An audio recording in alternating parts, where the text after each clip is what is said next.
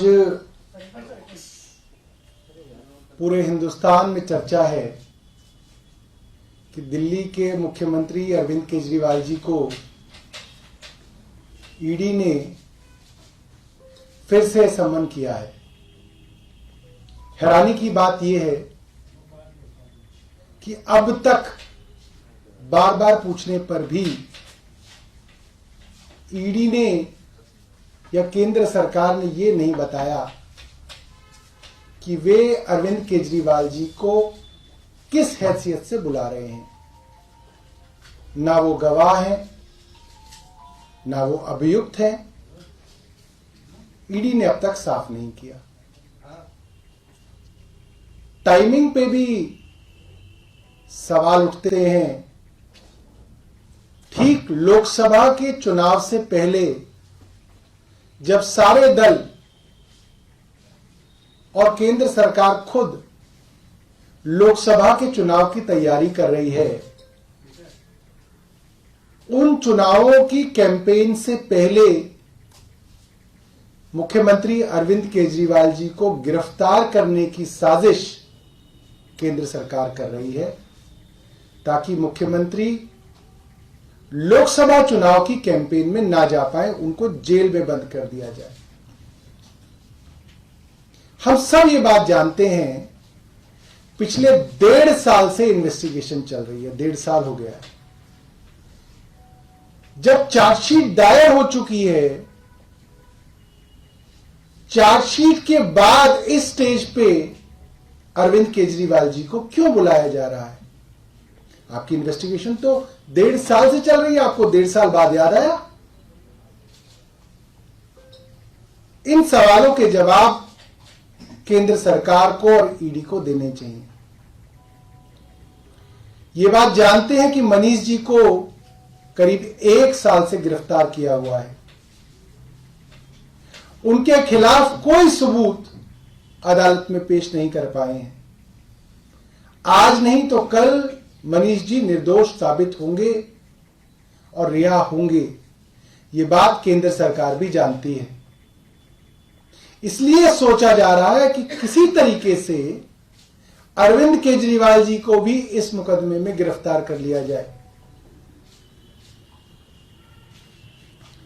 हम सब ये चीज देख रहे हैं कि देश के अंदर जितने भी अपोजिशन पार्टी के लीडर्स हैं, उनको किसी ना किसी मामले के अंदर ईडी द्वारा गिरफ्तार करने की कोशिशें हो रही हैं। और आए दिन भारतीय जनता पार्टी के नेताओं के खिलाफ बड़े बड़े मामले हमारे सामने आते हैं, मगर उनके अंदर कोई ईडी, कोई सीबीआई कोई पूछताछ नहीं कर रही, कोई गिरफ्तारी नहीं कर रही।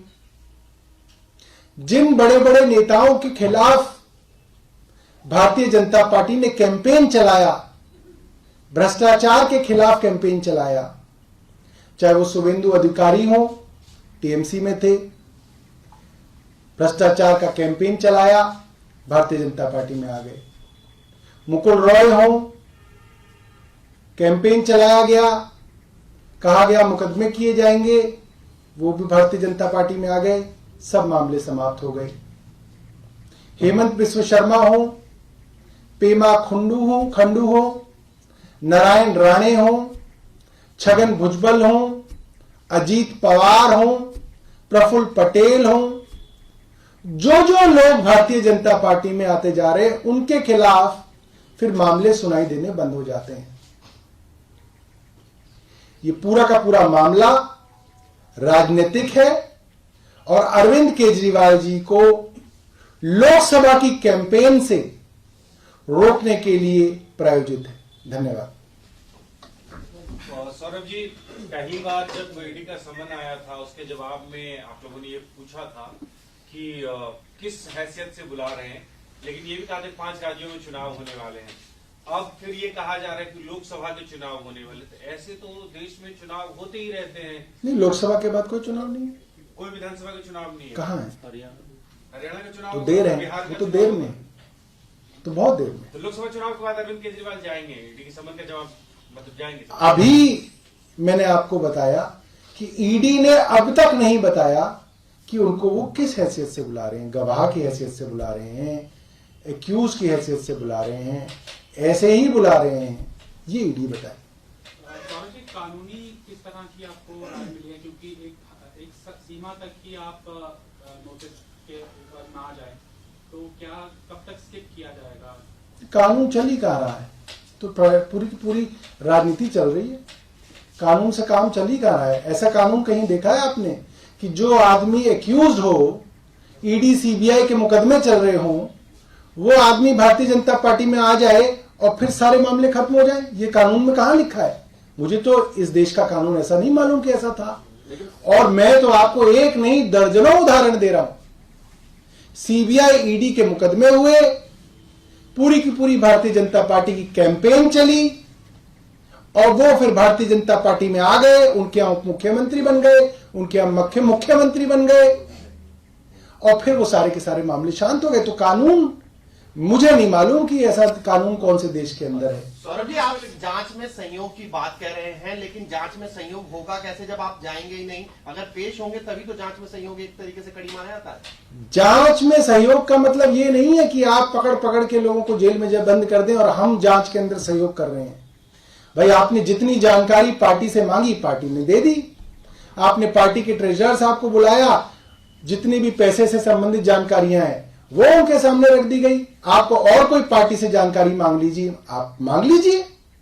पार्टी के अकाउंट्स तो सारे बैंक्स के अंदर हैं।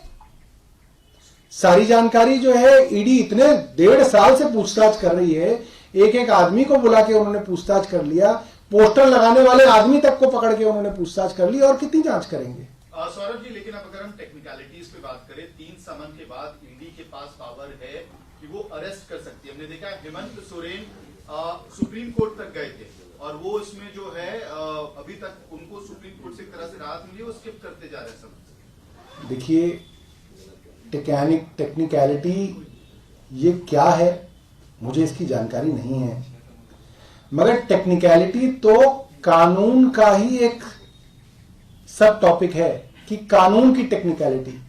कानून चल कहां रहा है?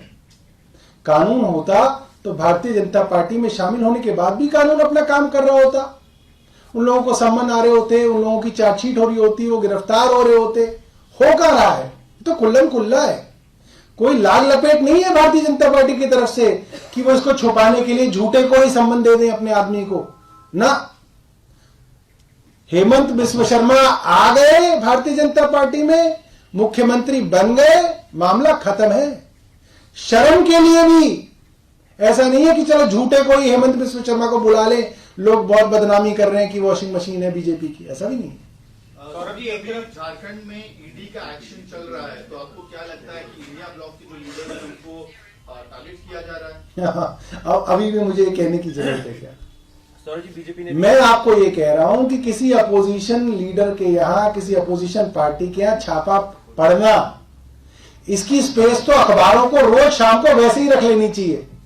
उसमें बस भर देना चाहिए, अच्छा झारखंड में झारखंड डाल दो, अच्छा बंगाल में बंगाल डाल दो, अच्छा वहां पे आ गया दिल्ली के अंदर, अच्छा पंजाब के अंदर, वो नाम भर दिया करो।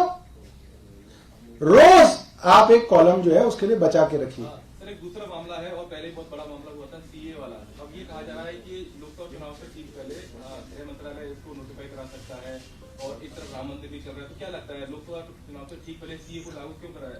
अब अगर मैं कहूंगा कि लोकसभा चुनाव से पहले क्यों किया जा रहा है, तो मेरे दूसरे मित्र कहेंगे अरे चुनाव तो देश में चलते ही रहते हैं।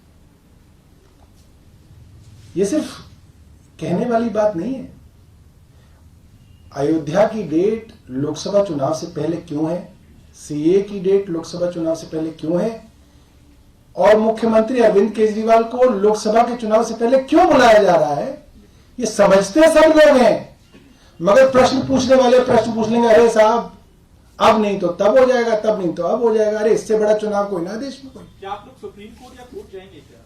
क्योंकि आप लोग लगातार, अरे हमारी पार्टी तो कोर्ट में ही रहती है ज्यादातर समय। तो जाएंगे इस मामले में? अब बचा क्या है इस देश के अंदर? कोर्ट कचहरी ही बची हुई है और कुछ बचा ही नहीं है। तो क्या आप जाएंगे इस मामले में? अब देखेंगे वकील साहब क्या बताएंगे। अच्छा, अभी तो आप लोगों की कोर्ट में है, आप बताओ फैसला। सर, अभी बीजेपी ने ट्वीट किया है, उन्होंने कहा है कि अरविंद केजरीवाल ईडी से डरते हैं, उन्होंने मनीष सिसोदिया और संजय सिंह को अकेला छोड़ दिया है।